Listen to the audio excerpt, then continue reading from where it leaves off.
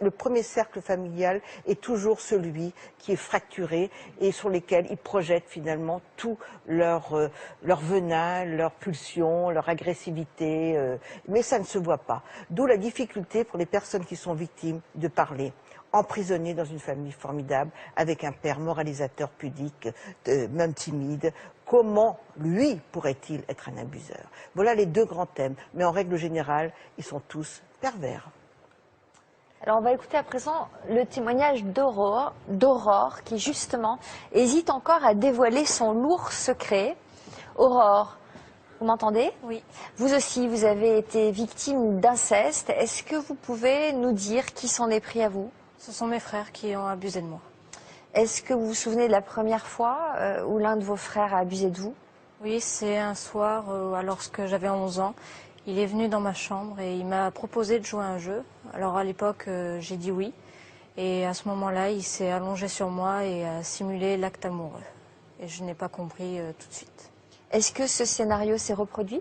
Il s'est reproduit 2 ou 3 fois. Donc la deuxième fois, j'ai rien fait. Et la troisième fois, j'ai essayé de le repousser, mais il m'a quand même forcé. Quelques semaines plus tard, c'est votre autre frère qui vous a agressé. Que s'est-il passé? Bah, pareil, un soir, il est venu dans ma chambre et il m'a dit je vais t'apprendre un nouveau truc. Du coup, tout de suite, j'ai repensé à ce que mon autre frère m'avait fait. Du coup, j'avais dit non, mais il m'a rassurée en me disant comme quoi toutes les jeunes filles faisaient ça. Du coup, je me suis laissée avoir et donc il a commencé à me caresser. Donc je me suis fait avoir aussi. Est-ce que vous avez trouvé la force d'en parler à vos parents? Non, parce que mon frère m'avait justement menacé. Voilà, il m'avait menacé, il m'avait dit que si je le disais, qu'il allait me faire pire. Est-ce qu'il vous est arrivé à nouveau de vous retrouver dans ce genre de situation indécente? Oui, il est venu plusieurs fois où je me caressais et il se déshabillait pour lui aussi se caresser après, ce qui m'a vraiment choquée. Qu'est-ce qui vous a définitivement déstabilisé? Quand il m'avait menacé, il m'avait dit que la prochaine fois il me ferait pire et en fait il m'avait dit que je devrais lui faire une fellation. Et du coup, sachant pas ce que c'était, j'ai regardé sur internet et j'ai vu que c'était pas un truc qu'on faisait entre frères et sœurs mais en couple. Du coup, ça m'a vraiment choquée. Il a mis sa menace à exécution? Oui. Il m'a forcé à lui faire une fellation. Combien de temps a duré votre calvaire? 1 an et demi, tous les 2 soirs. À l'heure actuelle, qui est au courant de ce que vous avez subi? J'ai une amie qui m'a forcé un peu à en parler. Du coup, j'avais tellement honte que j'ai voulu arrêter d'en parler et j'ai mon petit copain maintenant. Vous avez un petit copain depuis quand? Ça va bien faire 2 ans maintenant. Et vous avez osé lui en parler? Oui, parce que justement, au début, quand on s'est mis ensemble, ça allait très mal. Parce que justement, on voulait le faire, mais c'était trop dur pour moi. Du coup, j'ai dû lui dire. Et même maintenant que je lui ai dit, on se dispute beaucoup par rapport à ça. Qu'est-ce qu'il vous conseille? Il vous pousse à en parler? Oui, il voudrait que j'aille voir les gendarmes pour en parler, justement. Qu'est-ce que vous attendez de notre émission? Qu'on nous aide à surmonter ça et sachant que j'ai une petite sœur aussi qui vit sous le même toit, j'ai peur aussi qu'il lui arrive quelque chose. Qu'est-ce qui vous retient de briser le silence et d'aller voir les gendarmes? De peur de briser ma famille, de faire de la peine à mes parents. Alors Marc Gégeur, vous êtes notre avocat. Quelle est la procédure à suivre lorsqu'une victime d'inceste veut porter plainte? Vous avez constaté la difficulté que ça représente pour une victime de ce genre de fait, qui est enfermée dans un silence quasi baudelairien et qui ne peut finalement même pas imaginer pouvoir penser à elle-même au point d'expliquer ce qui lui est arrivé. Ce que j'ai envie de dire à Aurore, c'est que de toute manière, à un moment donné ou à un autre, ça va s'imposer à elle. Donc qu'est-ce qu'il faut faire concrètement? Concrètement, c'est très simple, si j'ose m'exprimer ainsi. D'abord, il faut aller, je pense, voir un avocat avant de le faire pour qu'il vous explique exactement comment les choses se passent. On se présente au service de gendarmerie ou de police dont on dépend et on va déposer cette plainte qui est souvent d'ailleurs suivie dans la foulée d'un entretien avec un psychologue parce que le procureur de la République a besoin de s'entourer d'un certain nombre de vérification en quelque sorte de la crédibilité de cette parole. Être crédible, ça veut dire je sais ce que je dis quand je le dis. Ça ne veut pas dire que c'est vrai, personne ne peut savoir si c'est vrai. Mais justement, dans des affaires comme celle-là, on n'a souvent que la parole. Puisque, comme on l'a dit, ça se passe à huis clos, donc il n'y a aucun témoin, et il n'y a aucune possibilité de venir dire oui, je l'ai vu. Donc, mettez-vous 2 secondes à la place du service qui va poursuivre peut-être cette procédure. Ils ont besoin de s'assurer que cette parole est fiable. Donc on fait, pour le cas d'Aurore, le problème ne se pose pas de savoir s'il y a des constatations médico-légales, gynécologiques à faire, puisque les faits qu'elle serait susceptible de dénoncer sont des faits qui sont criminels, hein. Il faut qu'Aurore le sache. Ce qu'elle a subi est un crime, c'est un acte de pénétration sexuelle et c'est donc un viol.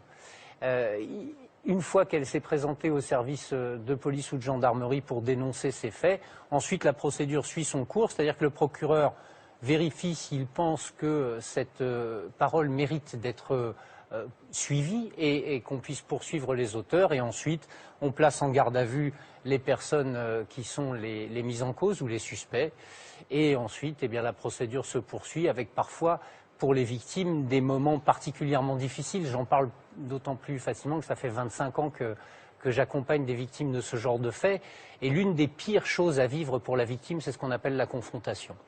C'est-à-dire qu'à un moment donné, comme c'est parole de l'un contre parole de l'autre, ceci étant, même les pervers, parfois, parce qu'ils y trouvent un certain plaisir, avouent les faits, mais il y en a d'autres qui restent sur une position de négation totale. Et dans ces cas-là, on est obligé de faire une confrontation entre les deux, on se retrouve dans la même pièce, et là c'est particulièrement compliqué. Mais parfois, c'est pour ça qu'en fait l'inceste est un mot, mais chaque inceste est unique, parce que ça correspond à une personnalité qui est atteinte et qui ne réagit pas de la même manière. Il y a des gens qui ont besoin de cette confrontation, parce que le fait de faire face à celui qui vous a tant fait de mal et qui est capable de mentir, ça les ragaillardit, ça les renforce dans leur capacité à parler. D'autres sont totalement tétanisés et dans l'incapacité même d'imaginer une telle séance, si j'ose m'exprimer ainsi. Alors là, il y a tout le travail de ceux qui accompagnent et entourent les victimes pour essayer de faire en sorte, parce qu'il n'y a rien de pire qu'une victime qui parle et pour laquelle la parole ne va pas jusqu'au bout. Pour lequel elle a l'impression qu'à un moment donné, elle peut se dire « j'ai parlé pour rien parce que mon affaire a été classée sans suite, parce que ça a fait l'objet d'un non-lieu » et c'est ça qui est particulièrement difficile.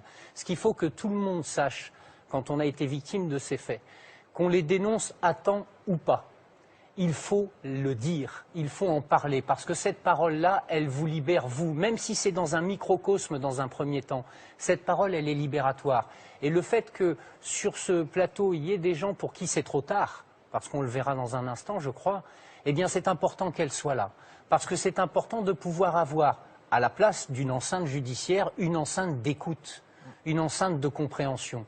C'est à partir de là qu'on peut engager un travail de reconstruction, parce que même si on ne passe pas par la voie judiciaire, la reconstruction est toujours possible. Alors la voie judiciaire, quelles sont les peines encourues pour un agresseur sexuel? Alors on va parler d'un agresseur sexuel dans ce cas de figure-là, c'est-à-dire par personne ayant autorité ou par ascendant, ce qu'on a essayé d'appeler dans le code pénal l'inceste, et puis ça a été annulé par le Conseil constitutionnel parce que la définition en était trop vague, mais on va y revenir. On encourt jusqu'à 10 ans de prison pour des agressions sexuelles et on va jusqu'à 20 années de réclusion criminelle pour des viols. Mais pas ce qui me viole. Et quand ça a été fait, déjà je pensais pas qu'il pouvait faire pire en fait. Moi j'étais jeune. Comment on hurle, on crie, non. on pleure? Ah non, on est terrorisés. Tout se passe en silence. Les larmes coulent en silence. Voilà. Alors personne n'aurait pu imaginer le cauchemar que vous enduriez. Quelle image renvoyait votre famille d'une manière générale?